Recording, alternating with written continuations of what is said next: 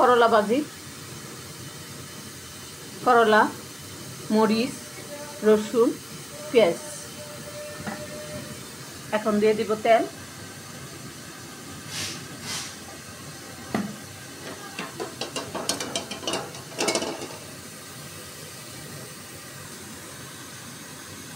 দিয়ে দিব পেঁয়াজ কুচি।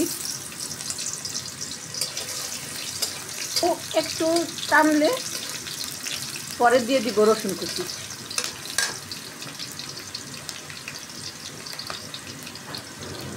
দিয়ে দিব রসুন কুচি। দিয়ে দিব মরিচ। যে পেঁয়াজ, রসুন, মরিচ সম্পূর্ণ বাদামি হয়ে গেছে। এখন দিয়ে দিব এই যে করলা।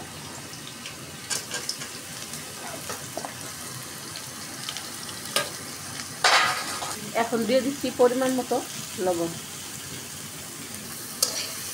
এখন দিয়ে দিচ্ছি লাড়া। করলা ভাজি সম্পূর্ণ কমপ্লিট। এভাবে করলা ভাজি করলে কী হয়, মানে সবুজ সবুজ থাকে। সবুজ সবুজ না থাকলে করলা ভাজি টেস্ট লাগে না, আর বেশি সিদ্ধ হয়ে গেলে তিতা লাগে। এখন আর করলা ভাজিটা তিতা লাগবে না।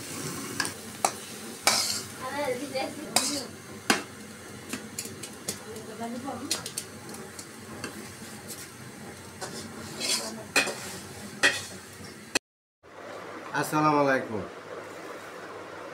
তো আজকে দেখেন প্রচুর গরম, রোদের মধ্যে এই খারাপ লাগতেছে। মাথার চুলও খুব ডাঙ্গর হয়ে গেছে গা। আর আজকে আমি কী করছি, আমি তো আর নামি দামি সেলুনও যাইতারি না। কেড়ে টেয়া লাগবো নামি দামি সেলুন। আমি আমার বাড়ির লার এক সেলুন, এটা দা মেশিন দেওয়া জিরো কাটিং দিয়া মাইট দিয়ে দিছি চুল ফালাইয়া। তো দেখেন আজকে খাইতাম বসি এই যে উস্তাবাজি আজকের গাছের ওই দিন যা তুলছিলাম সব খাই নাই, আজকে রয়েছে এই যে উস্তাবাজি। বিসমিল্লাহ।